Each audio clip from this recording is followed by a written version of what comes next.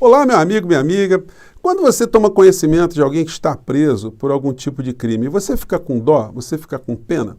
E quando essa pessoa é acusada de envolvimentos de crimes muito graves, que, sobretudo, envolvam a perda de vidas humanas? E se forem milhares, centenas de milhares de vidas humanas perdidas, dá para ter dó, dá para ter compaixão, dá para ficar extremamente preocupado com a saúde dessa pessoa numa penitenciária? Pois bem, e o clã Bolsonaro?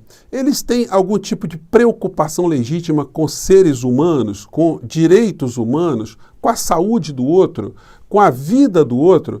Pois bem, estão acontecendo situações absolutamente surpreendentes, porque de repente baixou algum espírito franciscano no clã Bolsonaro, porque eles estão muito preocupados com a saúde mental, a saúde física do outro, e no caso, o outro é alguém que diz respeito a futuras condenações que a família ou o clã poderá sofrer individualmente e por muitas situações até em formação de quadrilha.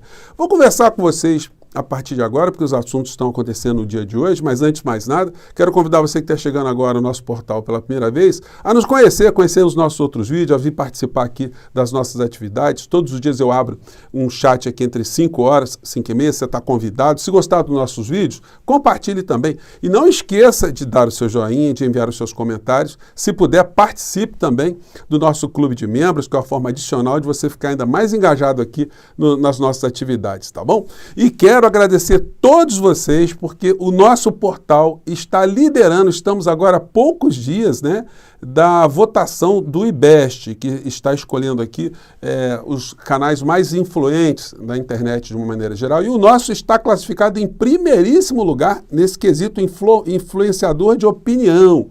Gente, é muito bacana ver o engajamento de vocês todos. No dia de hoje, nós estamos em primeiro lugar, coraçãozinho está piscando aqui, e nos votos nas últimas 24 horas, também nas últimas 24 horas, o Portal do José está em primeiro lugar. Gente, isso é muito bacana, não tem premiação pecuniária nessa história, é apenas uma homenagem, né, que a gente recebe quando a gente recebe o voto de vocês, o companheirismo de vocês, e isso para mim é muito importante, isso faz com que eu me sinta cada vez mais estimulado em estar aqui com vocês todos os dias, que é motivo de grande prazer e satisfação para mim, tá bom? Então vamos agora destrinchar os temas do dia de hoje. Eu comentei com vocês mais cedo esse espírito franciscano que baixou nos Bolsonaros, especificamente no Dudu Bananinha. O Dudu Bananinha, ele publicou um tweet preocupado aqui com as questões envolvendo fetos humanos, né, a saúde da mulher. É uma pessoa muito preocupada, né? É um conservador. A gente olha para ele e fala assim, nossa, esse é um homem conservador, um homem de família. Aliás, o clã é um clã que inspira famílias aqui no nosso país, por que não dizer também famílias no mundo, né? Que exemplos que eles dão para todos nós, né? Eu tenho pena da Laurinha, da fraquejada filha do Bolsonaro, porque o ambiente que essa criança está se nutrindo, né, eticamente e moralmente, não prenuncia boas coisas no futuro, né? Enfim. E aí o Dudu Bananinha foi fazer elogio aqui, Eduardo Girão, com aquela situação patética dele, da Damares, ontem, terem tentado entregar ali uma cópia, né, de plástico de um feto humano. Gente, isso, olha a cabeça dessa gente, né? O que a gente pode esperar se a gente não tem pudor, eles não têm vergonha? Eles são capazes de superar cada dia mais uma vergonha com uma vergonha pior do que a outra. Todos os dias acontece isso. Bom, mas eles estão perdendo força a cada dia que passa, né? Esse homem aí que eu comentei com vocês, Dudu Bananinha, ele consegue conciliar o apego à vida com essas imagens aqui, né? Essa coisa grotesca. E agora ele está muito preocupado com o Anderson Torres, né? Vou colocar aqui para vocês um vídeo que circulou aí, onde ele manifesta preocupação intensa em relação à saúde mental, saúde física de alguém que está preso por ter um envolvimento muito sério em alguns crimes. Vamos lá. Alertava alguns dias atrás sobre essa piora da saúde dele, algumas pessoas dizendo que ele emagreceu mais do que 12 quilos, tem um quadro depressivo. Todos já sabem que não existe qualquer permanência de fundamento para que ele consiga mantido preso preventivamente, então ele não oferece risco à ordem pública, não oferece risco à ordem econômica, não está fugindo da justiça, pelo contrário, ele voltou ao país para se entregar e também não tem atrapalhado as investigações. Então nada mais justo que ele seja posto em liberdade. Agora, uma coisa é certa, Se algo de pior acontecer com o delegado federal Anderson Torres, essa conta certamente vai estar junto à justiça. Ele disse, se algo pior acontecer com Anderson Torres. Eu chamo a atenção de vocês para a seguinte questão. O Dudu Bananinha está preocupado com algo de ruim acontecer com Anderson Torres ou algo de ruim acontecer com o pai dele, o pai Jair Bolsonaro? Ou algo de ruim acontecer com ele, Eduardo Bolsonaro, ou com Flávio Bolsonaro, ou com Carluxo, ou com a dona Michele, ou com as pessoas que estão ao seu redor? De quem será a preocupação ou para que direção, né, está sendo jogada essa preocupação do Eduardo Bolsonaro? É com a saúde do Anderson Torres? Porque o próprio Ministério Público, através da PGR, pediu o relaxamento da sua prisão, né? Na verdade, a sua conversão em medidas cautelares diversas da prisão. E eu não encontrei fundamento para que essa medida fosse negada. Então, o que está ocorrendo realmente é bizarro do ponto de vista jurídico e espero eu que... É um intelectual, né? O que está acontecendo é bizarro. Só porque ele esteve envolvido em uma tentativa de golpe aqui no nosso país, foi encontrada a minuta de golpe na casa dele, porque ele foi para os Estados Unidos durante uma tentativa de golpe, porque ele fez parte de várias falcatruas contra a justiça eleitoral aqui no nosso país, o bloqueio de cidadãos no dia da votação, o levantamento de onde o candidato opositor do pai do senhor Dudu Bananinha estava tendo a votação ali, enfim, só porque ele participou de uma série de situações envolvendo, inclusive, quebra de sigilos de inquéritos na Polícia Federal para justificar lives do Bolsonaro contra o sistema, enfim. E também por ter feito parte de um governo que, no final da história, contribuiu para a morte de mais de 700 mil brasileiros. Enfim, evidentemente não tem motivo nenhum para uma figura dessa estar presa, né? Enfim, mas aí é a cabeça dessa criatura. E hoje o que nós estamos vendo é isso aqui. Não adiantou o Dudu Bananinha ficar com esse sentimento de compaixão, essa solidariedade repentina, porque aconteceu foi o seguinte: o ministro Barroso rejeitou pedido de liberdade do ex-ministro Anderson Torres. Defesa alegou piora no quadro de saúde do ex-ministro. Gente, se piora de saúde de quem vai para a cadeia fosse justificativa para você sair da cadeia, era muito simples, né? A pessoa cometia um crime bárbaro, ia lá para a cadeia, começava a comer menos, começava a ficar com cara de triste, enfim, de repente o advogado entrava com habeas corpus, olha, ele está ficando muito depressivo. Aí se tivesse um Dudu Bananinha ainda para ir para as redes sociais dizer que tem que soltar ele, aí que o argumento funcionaria muito bem, né? Mas só que não, as coisas não funcionam assim. Na justiça, na lei, não está escrito que alguém pode receber um habeas corpus porque está tristinho, está magoado.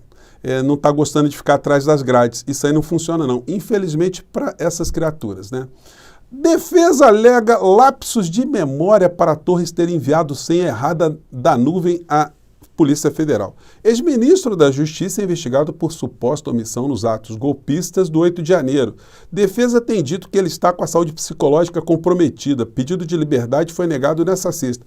Eu queria saber qual é essa defesa do Anderson Torres, porque ele já trocou de advogados uma coleção de vezes, né?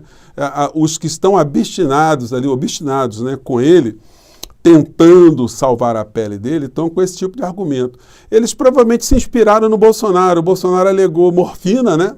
Para não saber exatamente o que estava fazendo, né? Tava com morfina, estava doidão. E o Anderson Torres está alegando lapsos de memória. Ele não sabe onde deixou o celular, não lembra da senha do celular. Eu queria saber se ele lembra da senha do Pix, a senha do banco, se a família dele está recebendo direitinho, se ele sabe como saca o salário dele, as diárias que ele recebeu quando ele estava no governo Bolsonaro. Essa história é muito estranha dele ter ficado no governo Bolsonaro até o último dia, e no primeiro dia de trabalho ele foi de férias para os Estados Unidos, no meio de uma comoção que estava acontecendo, uma comoção golpista. Enfim, não dá para liberar o cidadão, né? O vulgo Piu-Piu, assim que ele é conhecido na Polícia Federal, está nesse quadro aí, enfim. Mas você está com dó? As pessoas que morreram, os parentes das pessoas que morreram, né, são para essas pessoas ficarem com dó dessa gente? Polícia Federal recebe mapeamento usado por Anderson Torres para operação no segundo turno das eleições. Responsável por fazer levantamentos das votações de Lula e Bolsonaro no primeiro turno, decidiu colaborar com as investigações. Eu peguei essas matérias no G1, mas elas já estão em outros portais também, tá? Estou usando só como exemplo que fica mais fácil para amplificar na nossa tela aqui, ou ampliar na nossa tela, né? E a matéria está colocando aqui os mapas que o senhor Anderson Torres estava no interior do Brasil, no Nordeste, né, onde é que o Lula teve mais votos, onde teve menos votos. Isso era função de delegado da Polícia Federal? Ficar monitorando quem teve mais votos, e depois ir para a Bahia e na sequência a gente ter bloqueios de ônibus em todo o Nordeste, onde o Lula teve a maior votação. Então, me desculpem aquelas pessoas que são muito sensíveis, enfim, que têm muita dó no coração, tem muita solidariedade, mas eu não tenho solidariedade com essa figura, não. Aliás, nós estamos aqui no nosso portal justamente para ajudar com que essa fila ande, para que essas pessoas sejam responsabilizadas pelos crimes que cometeram contra o nosso país. Não dá para a gente esquecer.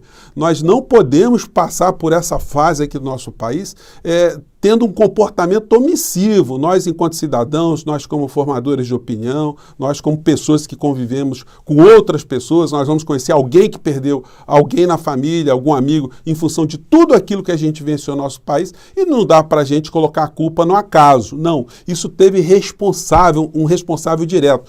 Nós vamos ter agora a CPMI do 8 de janeiro, mas essa CPMI vai buscar muitas coisas que aconteceram na CPMI ou na CPI da pandemia.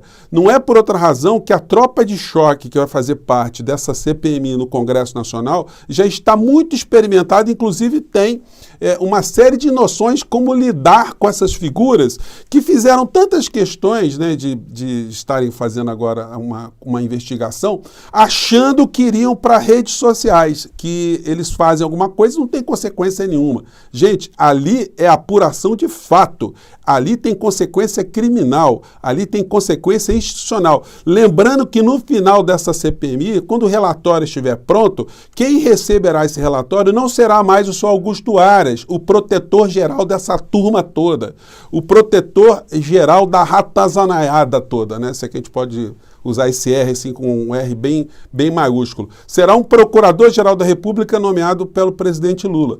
E aí a chapa para essa gente vai ficar muito quente. E aí vamos ver se todos terão compaixão uns pelos outros. Aliás, compaixão essa que está longe da papuda e da colmeia. O senhor Dudu Bananinha tem ido lá fazer visitas às pessoas que estão presas, ele tem ajudado a constituir advogados de defesa para essas pessoas, ele tem analisado os processos, enfim. Isso eles não fazem, né? Enfim, gente, como eu disse para vocês muitas vezes, a fila está andando e ela está cada vez mais próxima de grades. Bom, vamos continuar aqui no nosso portal. Mais uma vez, um grande abraço e não esqueçam de continuar a nos prestigiar na votação do IBEST, que nós vamos chegar em primeiro lugar, tá bom? Um grande abraço e até o nosso próximo encontro. Tchau!